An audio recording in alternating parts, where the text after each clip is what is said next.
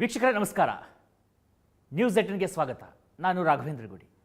Operation ಸಿಂಧೂರ ಇಡೀ ವಿಶ್ವಾದ್ಯಂತ ಭಾರತದ ಖ್ಯಾತಿಯನ್ನು ಅತ್ಯಂತ ದೊಡ್ಡ ಪ್ರಮಾಣದಲ್ಲಿ ಎತ್ತಿ ಹಿಡಿದಿರುವಂಥದ್ದು.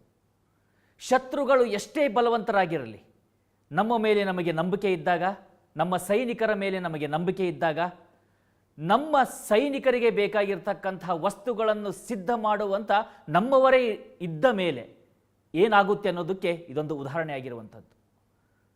ಆತ್ಮನಿರ್ಭರ ಭಾರತ ಎಲ್ಲರೂ ಕೇಳಿರ್ತೀವಿ, ಆದರೆ ಇಲ್ಲಿ ನೋಡೋದಕ್ಕೆ ಸಿಕ್ಕಿದ್ದಿದು ಲಾಹೋರ್, ಪೇಶಾವರ್, ರಾವಲ್ಪಿಂಡಿ ಡ್ರೋನ್ಗಳು ಹೋಗ್ತಾ ಇದ್ದಾವಂತೆ, ಸ್ಕೈ ಸ್ಟ್ರೈಕರ್ ಡ್ರೋನ್ಗಳು ಹೋಗ್ತಾ ಇದ್ದಾವಂತೆ. ಆ ಸುದ್ದಿಗಳನ್ನು ಕೇಳ್ತಾ ಇದ್ರೆ ಪ್ರತಿಯೊಬ್ಬ ಭಾರತೀಯನ ಎದೆ ಕೂಡ ಉಪ್ತಾ ಇತ್ತು. ಅದರಲ್ಲೂ ನಮ್ಮ ಕನ್ನಡಿಗರಿಗೆ ಇನ್ನೂ ಅತಿ ಹೆಚ್ಚು ಹುಮ್ಮಸ್ಸನ್ನು ತಂದಿರುವಂಥದ್ದಿದು. ನಾನು ಕನ್ನಡಿಗ ಅಂತ ಹೆಮ್ಮೆಯಿಂದ ಹೇಳ್ಕೊಳ್ಳೋದಕ್ಕೆ ಮತ್ತೂ ಒಂದು ಕಾರಣ ಸೇರ್ಪಡೆ ಆದಂತಹ ದಿನ ಅದು. ಯಾಕಂದರೆ ಆ ಸ್ಕೈ ಸ್ಟ್ರೈಕರ್ ಡ್ರೋನ್ಸ್ ಅಂತ ಏನು ಹೇಳ್ತೀವಿ, ಅದು ಸಿದ್ಧವಾಗಿರುವಂಥದ್ದು ಬೇರೆ ಎಲ್ಲೂ ಅಲ್ಲ, ಅದು ನಮ್ಮ ಬೆಂಗಳೂರಿನ, ನಮ್ಮ ಕನ್ನಡಿಗನ ಕನಸಿನ ಕೂಸು. ಸಾಕಷ್ಟು ಜನರಿಗೆ ಒಂದು ಸಮಸ್ಯೆ ಇರುತ್ತೆ. ವಯಸ್ಸು 18 ಇದ್ದರೂ ಅವರಿಗೆ ದೇಶಭಕ್ತಿ ಇಲ್ಲ, ಒಂದು ದೊಡ್ಡ ಗುರಿ ಇಲ್ಲ ಅಂದರೆ 80ರ ಥರ ಅವರಿಗೆ ಅನಿಸ್ತಾ ಇರುತ್ತೆ. ಅದೇ 80 ವಯಸ್ಸು ಆಗಿದ್ರೂ ಆ ದೇಶಭಕ್ತಿ ಸಾಧಿಸುವ ಹುಮ್ಮಸ್ಸು, ಒಬ್ಬ ಲೀಡರ್ ಅಂತ ಮುಂದೆ ನಿಂತು ನಡೆಸುವಂಥ ಶಕ್ತಿ ಇದ್ದಾಗ 18ರು ಕೂಡ ಇನ್ನೂ ಚಿಕ್ಕದು ಅನಿಸ್ತಾ ಹೋಗುತ್ತೆ. ಅಂಥ ಒಬ್ಬ ಮಹಾನ್ ಸಾಧಕ ಕರ್ನಲ್ ಶಂಕರ್ ನಮ್ಮ ಜೊತೆಯಲ್ಲಿದ್ದಾರೆ. ಸರ್ ನಮಸ್ಕಾರ. ನಮಸ್ಕಾರ. ಫಸ್ಟ್ ಆಫ್ ಆಲ್ ನಿಮಗೆ ಕಂಗ್ರ್ಯಾಚುಲೇಷನ್ಸ್, ಎಲ್ಲ ಭಾರತೀಯರ ಪರವಾಗಿ ಹೆಮ್ಮೆಯ ಸಲ್ಯೂಟ್ ನಿಮಗೆ. Thank you. ನಮಸ್ಕಾರ. ನಿಮ್ಮ ಕನಸಿನ ಕೂಸು ಆ ಲಾಹೋರ್ನಲ್ಲಿ ತಾಂಡವವನ್ನು ಆಡ್ತಾ ಇದ್ರೆ ಹೇಗೆ ಅನಿಸ್ತಾ ಇತ್ತು ನಿಮಗೆ ಅಂತ? ನೀವು ಬಹಳ ಸಂತೋಷ ನನಗೆ ಅವಕಾಶ ಕೊಟ್ಟಿದ್ದಕ್ಕೆ. ನನಗಿಂತ ಹೆಚ್ಚಾಗಿ ಯಾವೊಂದು ಸಂಸ್ಥೆಯೇ ಆಗಲಿ ಅದು ಬೆಳೆಸಬೇಕಾದ್ರೆ ಒಬ್ಬನಿಂದ ಸಾಧ್ಯವಿಲ್ಲ. ಅದರ ಹಿಂದೆ ಬೇಕಾದಷ್ಟು ಜನ ಕೆಲಸಗಳು ಮಾಡಿರ್ತಾರೆ. ನಮ್ಮ ಒಂದು ಬಹಳ ಉತ್ತಮವಾದ ನಾವು ಮಾಡಿರೋದಲ್ಲಿ ಕೆಲಸ, ದೊಡ್ಡ ಕೆಲಸ ಅಂತಂದರೆ ನಾನು ಅಂದ್ಕೊಂಡಿರೋದು ಈ ಒಂದು ಸಂಸ್ಥೆ ಕಟ್ಟಿರೋದು. ಆ್ಯಂಡ್ ಸಂಸ್ಥೆ ಅಂದರೆ ಅದರ ಹಿಂದೆ ಇರುವಂಥ, ಅದರ ಜೊತೆಯಲ್ಲಿ ಕೆಲಸ ಮಾಡುವಂಥ ನಮ್ಮ ಕಾರ್ಮಿಕರು, ಅವ್ರಿಗೆಲ್ಲರೂ ಬಹಳ ಮುತುವರ್ಜಿ ವಹಿಸಿ, ಆಸಕ್ತಿ ವಹಿಸಿ, ಕಷ್ಟಪಟ್ಟು ಇದನ್ನೆಲ್ಲ ಬೆಳೆಸಿದ್ದಾರೆ. ಈ ಥರ ಹೊಸ ಹೊಸ ಉಪಕರಣಗಳನ್ನ ತರೋದು ನಾವು ತಂದರೂ ಸಹ ಅದನ್ನು ಗ್ರೌಂಡ್ ಸಪೋರ್ಟ್ನಲ್ಲಿ ಮಾಡೋದಕ್ಕೆ, ಅದನ್ನು ತಯಾರು ಮಾಡೋದಕ್ಕೆ, ಮ್ಯಾನುಫ್ಯಾಕ್ಚರ್ ಮಾಡೋದಕ್ಕೆ ಏನೇನು ಬೇಕು ಅಂದ್ಬಿಟ್ಟು ಅದನ್ನು ತಿಳ್ಕೊಂಡು, ಆ ಹೊಸ ವಿಚಾರಗಳನ್ನು ಕಲಿತು, ಡ್ರಾಯಿಂಗ್ಸು ಅದನ್ನೆಲ್ಲ ನೋಡಿ ತಿಳ್ಕೊಂಡು ಅದನ್ನು ತಂದು ಅದನ್ನು ಮೊದಲು ಅವರು ಏನು ಮಾಡಿದ್ದರೋ ಅಥವಾ ಅವ್ರು ಮಾಡ್ತಾರೋ ಅದಕ್ಕಿಂತ ಚೆನ್ನಾಗಿ ಮಾಡಿಬಿಟ್ಟು ಅದು ನಮ್ಮ ಕಸ್ಟಮರಿಗೆ ಬೇಕಾದಂಥ ರೀತಿಯಲ್ಲಿ ಕೊಡೋದಕ್ಕೆ ಅವಕಾಶ ಮಾಡಿರೋದು. ಇದು ಕಂಬೈನ್ಡ್ ಎಫರ್ಟ್. ಇದು ಒಬ್ಬನ ಎಫರ್ಟಿಂದ ಯಾವಾಗಲೂ ಏನೂ ಆಗೋದಕ್ಕೆ ಸಾಧ್ಯ ಇಲ್ಲ. ಇದು ಕಂಬೈನ್ಡ್ ಎಫರ್ಟ್. ಪರ್ಟಿಕ್ಯುಲರ್ಲಿ ನಮ್ಮ ಕಾರ್ಮಿಕ ವರ್ಗದವರು, ಆಮೇಲೆ ನಮ್ಮ ಸಂಸ್ಥೆಯವರು, ಇಂಜಿನಿಯರ್ಗಳು ಎಲ್ಲ ಒಟ್ಟಾಗಿ ಒಂದೇ ಒಂದು ಫ್ಯಾಮಿಲಿ ಥರ ಕೆಲಸ ಮಾಡಿದ್ದಾರೆ. ಅದರಿಂದ ಇದೆಲ್ಲ ಬಂದಿರೋದು. ಇದರಲ್ಲಿ ನೀವು ಯಾವುದೋ ಲೊಕೇಶನ್ಸ್ ವಿಚಾರ ಎಲ್ಲ ಹೇಳಿದ್ರಿ. ಅದು ಅದರ ವಿಚಾರದಲ್ಲಿ ಅಫ್ಕೋರ್ಸ್ ಸರಿಯಾಗದ ವಿಚಾರ ಹೇಳೋದು ಅಂದರೆ ನಮ್ಮ ಸೆಂಟ್ರಲ್ ಗೌರ್ಮೆಂಟು, MOD ಅವರೆಲ್ಲ ಪ್ರೆಸ್ ಕಾನ್ಫರೆನ್ಸ್ ಎಲ್ಲ ಮಾಡ್ತಾ ಇರ್ತಾರೆ. ಸೊ ಅದ್ರ ವಿಚಾರಲ್ಲಿ ತಿಳ್ಕೊಂಡ್ಬಿಟ್ಟು ಅದನ್ನು ಹೇಳೋದು ಒಳ್ಳೆಯದೇ ಹೊರತು ನಾನು ಹೇಳೋ ಹಾಗಿಲ್ಲ. ಅದನ್ನು ತಮಗೆ ಗೊತ್ತಿರುತ್ತೆ. ಖಂಡಿತವಾಗಿ ಸರ್. ನಾವು ಮೊದಲ ದಿನ ಈ ಆಪರೇಷನ್ ಸಿಂಧೂರವನ್ನು ನೋಡ್ತಾ ಇದ್ವಲ್ಲ, ಆಗ ಅಲ್ಲಿ ನಾವು ಸ್ಕೈ ಸ್ಟ್ರೈಕರ್ ಡ್ರೋನ್ ಅನ್ನುವಂಥದ್ರ ಬಗ್ಗೆ ಕೇಳ್ತಾ ಇದ್ದ ಹಾಗೆ ಅನಿಸ್ತಾ ಇತ್ತು ನಮ್ಮ ಬೆಂಗಳೂರಿದ್ದೇನ ಇದು ಅಂತೇಳಿ. ಆದರೆ ಯಾವಾಗ ಮೊನ್ನೆ ಗೌರ್ಮೆಂಟ್ ಆಫ್ ಇಂಡಿಯಾದವರೇ ಒಂದು ಅದರ ಬಗ್ಗೆ ವರದಿಯನ್ನು ಬಿಡುಗಡೆ ಮಾಡ್ತಾರೆ, 70ಕ್ಕೂ ಹೆಚ್ಚು ದೇಶಗಳಿಗೆ ಮಾಹಿತಿಯನ್ನು ಕೊಡ್ತಾರೆ. ಆ ವರದಿಯಲ್ಲಿ ಅಲ್ಫಾ ಡಿಸೈನ್ಸ್ ಅನ್ನುವಂಥ ಹೆಸರು ಕೂಡ ಮೆನ್ಷನ್ ಆಗಿರುತ್ತೆ, ಅಲ್ಫಾ ಡಿಸೈನ್ಸ್ ಬೆಂಗಳೂರು ಅನ್ನುವಂಥದ್ದು. ಈ ಅಲ್ಫಾ ಡಿಸೈನ್ಸ್ ಅನ್ನೋದು ಇದೆಯಲ್ಲ ಸರ್, ನನಗೆ ಒಂದು ಕೌತುಕ ಅನಿಸುವಂಥದ್ದು, ನಿಮ್ಮ ಒಂದು ಜರ್ನಿಯನ್ನು ನೋಡಿದಾಗ ನೀವು 1965ರ ಯುದ್ಧದಲ್ಲೂ ಕೂಡ ಪ್ರಮುಖವಾದಂಥ ಪಾತ್ರವನ್ನು ವಹಿಸಿದ್ರಿ. ಅದೇ ರೀತಿಯಾಗಿ ನೀವು 1971ರ ಯುದ್ಧದಲ್ಲೂ ಕೂಡ ಪ್ರಮುಖವಾದಂಥ ಪಾತ್ರವನ್ನು ವಹಿಸ್ತಿದ್ದಂಥವ್ರು. ಅವತ್ತಿನ ಸಂದರ್ಭ ಒಂದು ಬೇಸಿಕ್ ಗನ್ 303 ಗನ್ನಿಂದ ತೆಗೆದುಕೊಂಡು ಬಂದು ಇವತ್ತು ಇಷ್ಟು ದೊಡ್ಡ ಟೆಕ್ನಾಲಜಿ, ಡ್ರೋನ್ ಟೆಕ್ನಾಲಜಿ ಆಗಿರುವಂಥದ್ದು. ಈ ಕನಸುಗಳು ಒಡಮೂಡೋದಕ್ಕೆ ಹೇಗೆ ಸಾಧ್ಯ ಆಯಿತು? ಅದು ನಾವು ಆ ಕನಸನ್ನು ನನಸು ಮಾಡಬೇಕಾದ್ರೆ ಮೊದಲನೇದು ಏನು ಅಂದರೆ ಒಂದು ರೀತಿಯ ಸಪೋರ್ಟು, ಆಮೇಲಿಂದ ಒಂದು ವಿಷನ್ ಅಂತ ಹೇಳ್ತಾರೆ, ಅದನ್ನು ಯೋಚನೆ ಮಾಡೋದು, ಮುಂದೆ ಏನು ಬೇಕಾಗ್ಬೋದು ಅಂತ ತಿಳ್ಕೊಳ್ಳೋದು, ಅದರ ಪ್ರಕಾರ ಯಾವ ರೀತಿಯ ಎಕ್ವಿಪ್ಮೆಂಟ್ಗಳನ್ನು ತರಬೇಕು, ಯಾವ ರೀತಿಯ ಎಕ್ವಿಪ್ಮೆಂಟನ್ನು ನಮ್ಮ ದೇಶದಲ್ಲಿ ಮಾಡಬೇಕು ಅನ್ನೋದನ್ನು ಮೊದಲು ನಮ್ಮ ಕಸ್ಟಮರ್ಸ್ ಡಿಸೈಡ್ ಮಾಡಬೇಕಾಗತ್ತೆ. ಕಸ್ಟಮರ್ಸ್ ಅಂದರೆ ನಮಗೆ ಯಾರು? Army, navy, air force main and of course paramilitary forces. ಅವರು ಮೊದಲಿಂದಾನು ಯೋಚನೆ ಮಾಡಿ ನೀವುಗಳೇ ಸ್ವಲ್ಪ ಯೋಚನೆ ಮಾಡಿ, ಇದೆ ಕಾಮನ್ ಸೆನ್ಸ್. ಈ ರೀತಿಯ ಯುದ್ಧ ಅನ್ನೋದು ಇವಾಗಿರೋದು, ಈ ಯುದ್ಧ ಅನ್ನೋದು ಕಂಪ್ಲೀಟಾಗಿ ಡಿಫ್ರೆಂಟ್ ಟೈಪ್ ಆಫ್ ಯುದ್ಧ ಇದು. ಹಿಂದಿನ ಥರದ ಯುದ್ಧ ಅಲ್ಲ. ನೀವು ಅದನ್ನು ಮೆನ್ಷನ್ ಮಾಡಿದ್ರಿ ನಿಮ್ಮ ಪ್ರಿಫೇಸ್ನಲ್ಲೇ. ಮುಂದೆಲ್ಲ ಏನು, ಹಿಂದೆಲ್ಲ ಏನಾಗ್ತಿತ್ತು, ನಾವು ಯಾವುದೋ ಒಂದು ದೇಶದ್ದೇ ಆಗಲಿ ಅಥವಾ ಬೇರೆ ದೇಶದ್ದೇ ಆಗಲಿ ಒಂದು ಅಲ್ಲಿ ಹೋಗ್ಬಿಟ್ಟು ಅದನ್ನು ನಾವು ತೊಗೋಬೇಕು ಅಥವಾ ಅದರಲ್ಲಿ ನಾವು ಸಕ್ಸಸ್ ಆಗಬೇಕು ಅಂದರೆ ಆ ದೇಶದಲ್ಲಿ ಹೋಗ್ಬಿಟ್ಟು ಅಲ್ಲಿಗೆ ಸೈನಿಕರನ್ನು ಕಳಿಸ್ಬೇಕಾಗಿತ್ತು, ಟ್ಯಾಂಕ್ಗಳನ್ನು ಕಳಿಸ್ಬೇಕಾಗಿತ್ತು. ಅದು ಗ್ರೌಂಡ್ನಲ್ಲಿ ಹೋಗ್ಬಿಟ್ಟು ಆ ಏರಿಯಾಗಳನ್ನು ಕ್ಯಾಪ್ಚರ್ ಮಾಡಿಬಿಟ್ಟು ಅಲ್ಲೆಲ್ಲ ಅದನ್ನು ತೊಗೊಂಡ್ಬಿಟ್ಟು ಅದಕ್ಕೆಲ್ಲ ಅಲ್ಲಿ ಡಿಫೆನ್ಸ್ ಮಾಡಿಕೊಂಡು ಅಲ್ಲಿ ಹಿಡ್ಕೋಬೇಕಾಗಿತ್ತು. ಅದು ಒಂದು ರೀತಿಯ ಯುದ್ಧ ಆಗಿತ್ತು ಇದುವರೆಗೂ. ನೀವು ಹೇಳಿದ್ರಲ್ಲ 65 ಆಪರೇಷನ್ಸ್, 71 ಆಪರೇಷನ್ಸು. ಈಗಿನ ಯಾತಕ್ಕೆ ಈ ರಷ್ಯಾ ಉಕ್ರೇನ್ ವಾರು ಏನಾಗ್ತಾಯಿದೆ, ಅಲ್ಲಿ ರಷ್ಯಾದವರು ಉಕ್ರೇನ್ನ ಭಾಗನ ತೊಗೊಂಡ್ಬಿಟ್ಟಿದ್ದಾರೆ, ಗೊತ್ತಾಯ್ತೆ. ಗಾಜಾದಲ್ಲಿ ಹೋಗ್ಬಿಟ್ಟು ಈ ಇಸ್ರೇಲ್ನವ್ರು ಹೋಗ್ಬಿಟ್ಟು ಬರೀ ಇಸ್ರೇಲ್ ಮೇಲೆ ಬಾಂಬ್ ಹಾಕಲಿಲ್ಲ, ಅಲ್ಲಿ ಹೋಗ್ಬಿಟ್ಟು ಹಿಡ್ಕೊಂಡಿದ್ದಾರೆ ಆ ಜಾಗನ. ಆದರೆ ಈ ಯುದ್ಧದಲ್ಲಿ ಆ ಯುದ್ಧದ ರೀತಿಯನ್ನೇ ಮಾರ್ಪಾಟು ಮಾಡಿದ್ದಾರೆ. ಯಾರು ಮಾಡಿರೋದು?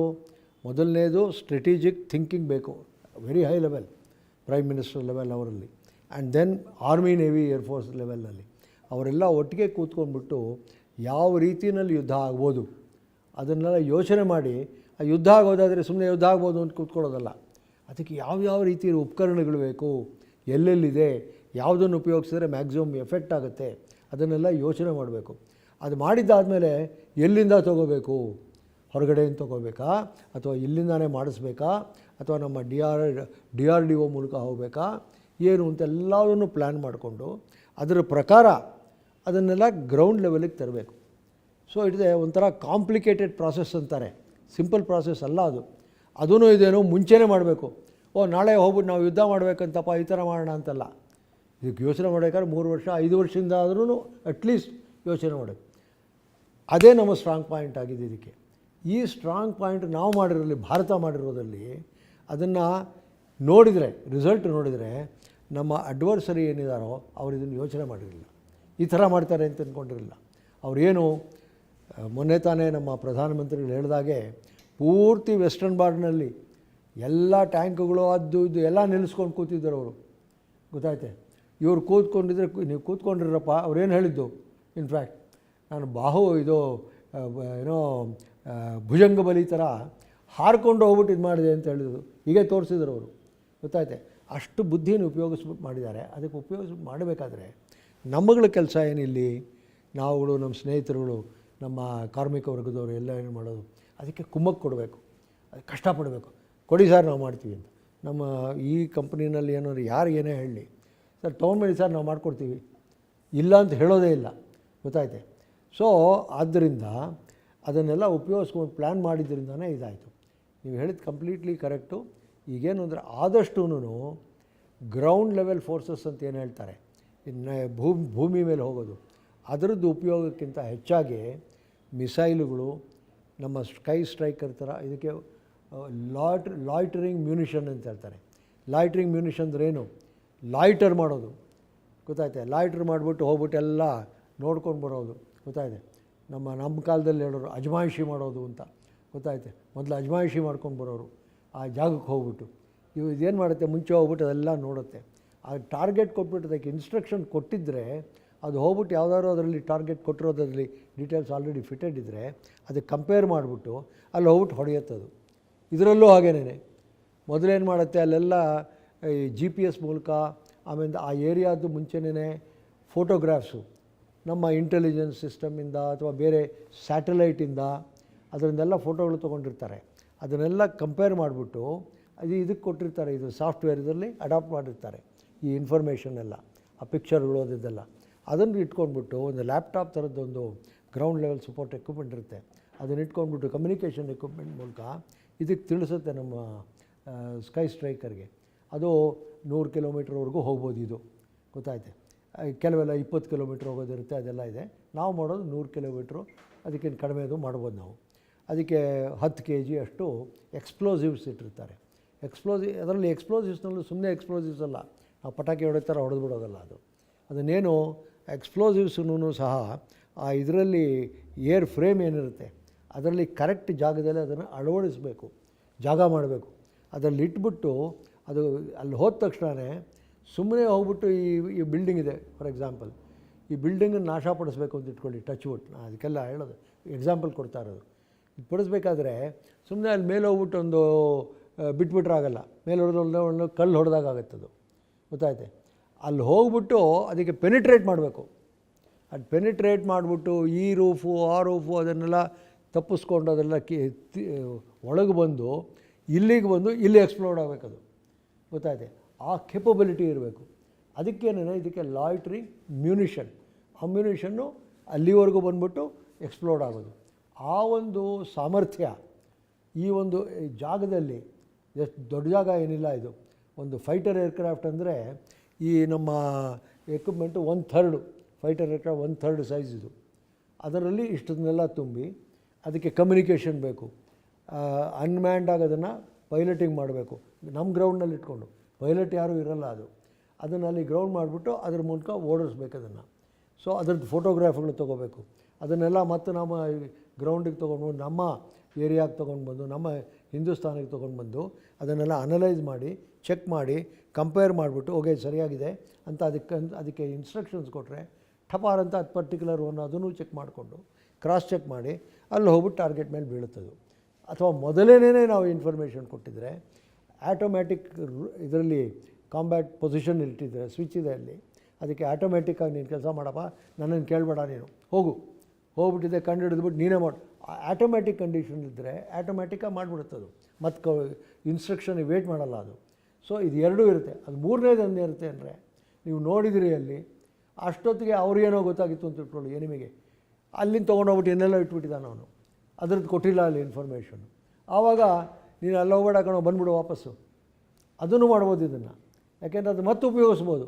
ಅಲ್ಲಿ ಬಂದಮೇಲೆ ಅದ್ರದ್ದು ತಿಳ್ಕೊಂಡ್ಬಿಟ್ಟು ಮತ್ತೆ ಕಳಿಸೋದು ಅದನ್ನು, ಗೊತ್ತಾಯ್ತಾ. ಆ ಥರ ಮಾಡೋದಂಥ ಒಂದು ಅವಕಾಶವಿರುವಂಥ ಎಕ್ವಿಪ್ಮೆಂಟು.